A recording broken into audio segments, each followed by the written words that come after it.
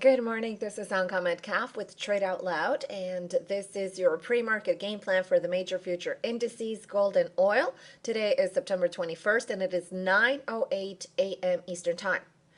Welcome to the Chop Chop once again. So we have been sitting in this range for quite some time for the last three trading sessions. I would say four, actually, four trading sessions, including extended hours. So support once again 18,030, and we have resistance at 18,150. Last night we got a big bump here, and this is following the BOJ announcement. Now today, careful, we have the FOMC announcement that is coming in at 2:30. That's the press conference, and we have the FOMC at 2 o'clock. So the meeting started yesterday. That's why we had this chop in the market, and right now we are very close to this 18,100 area once again. We're going to see if this area is going to hold. We're going to look for higher. I plan on probably trading in the first hour in the morning, and then I'm going to be done for the day.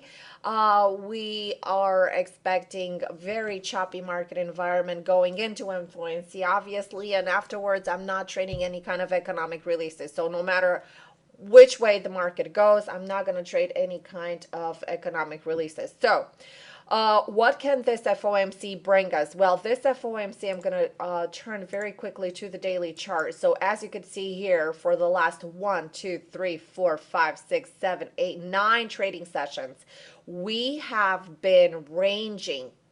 So far, we have an ascending triangle that is forming here that can pop over this area that I've mentioned before at 18,150 and can take it back higher into the 18,400, 18,600. So if this is going to be the case, this is the void that we're going to be looking at, and we're going to be looking for a continuation all the way to 18,600 and even further. In case we're going to get a breakdown, any break below the 18,000 level is going to send it back down to test this prior consolidation area at 17,800 and 17,600 and 17,400. This is the area.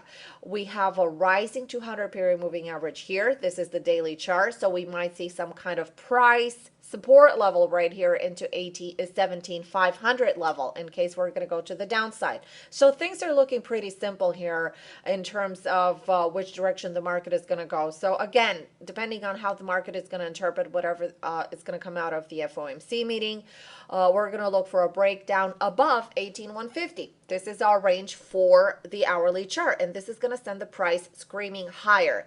And if the price is going to get rejected from this area, the market is going to interpret this release as being negative. Then we're going to get a break of 18,000. So shorts can only be taken only on a break of 18,000, and longs are going to be taken only over 18,150. So it remains pretty simple.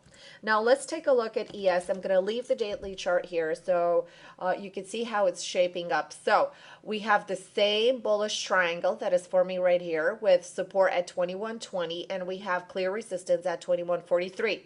A break of 2143, 2145 is going to send price higher into 2160. We're going to look for 2170, 2180, and you can see the high right here at 2191. And we have further room to move higher into 2200.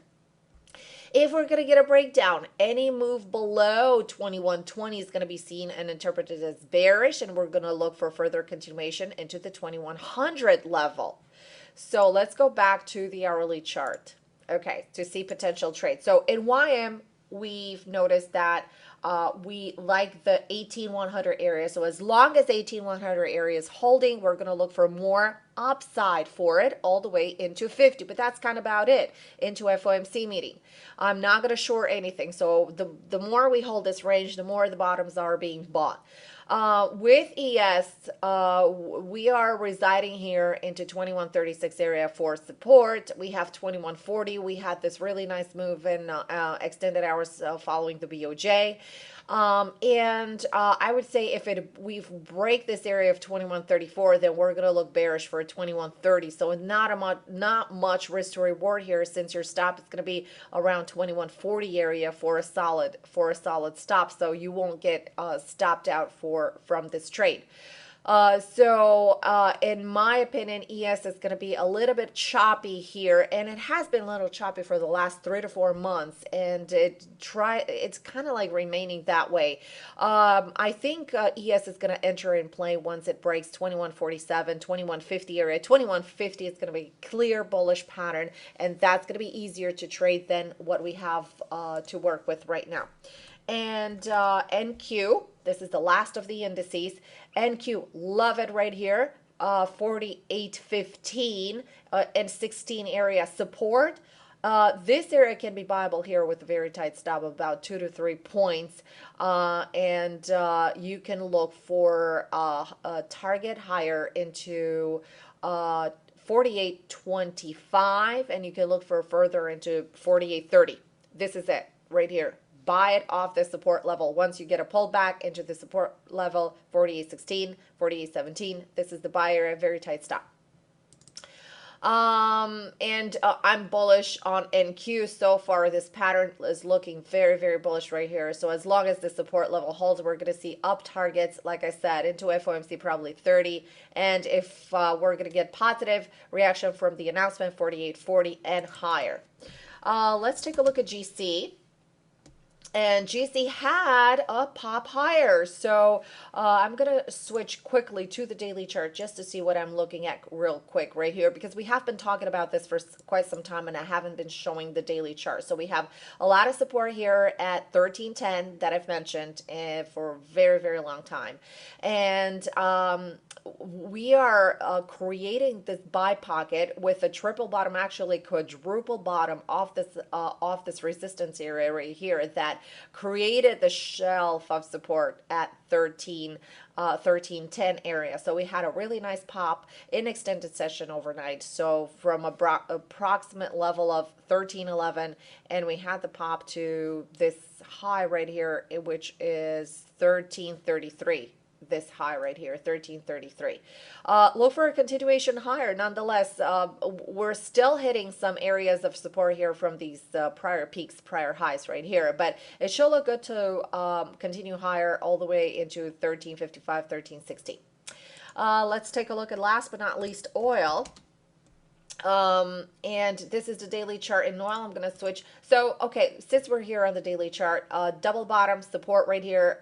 We've talked about this area. It's also the 61.8 retracement level, Fibonacci retracement, and it has room to continue higher into the $46 level. So, I did call a swing long off this area, and so far it's looking like it wants to go higher. So, let's move to the hourly chart to see some trades that can be shaping up for today. So this green move, this bullish move came in yesterday after some inventory numbers that are coming in at 4:30, we have a base, we have a consolidation, we have something to work with. $44.75 is going to be the support level, and $45 is going to be the line in the sand. Now, don't forget one thing, 10:30 oil numbers, so today is going to be full of economic releases. So if we're going to get a bullish move to the upside, and if inventory numbers are going to be on the positive note, a break of $45 can send CL screaming to $46 and all the way to $47. So these are going to be the target for oil. If we're going to get a breakdown, so far everything chart pattern wise is looking bullish, but don't forget, like, the big catalyst behind the move in CL today is going to be the oil numbers and obviously FOMC. If we're going to get a break to the downside, hard. It's hard to believe that after the inventory numbers that came out last night, after 4:30, we're gonna get very different numbers that are gonna come in at 10:30. So, right here you have a very tight stop. So you're looking at 75 by 45, and a break of 45 is gonna send it higher. I'm not gonna look to short CL. Thank you so much for joining. I hope to see you tomorrow morning for another session of pre-market game plan. Hope you all have a very profitable trading day.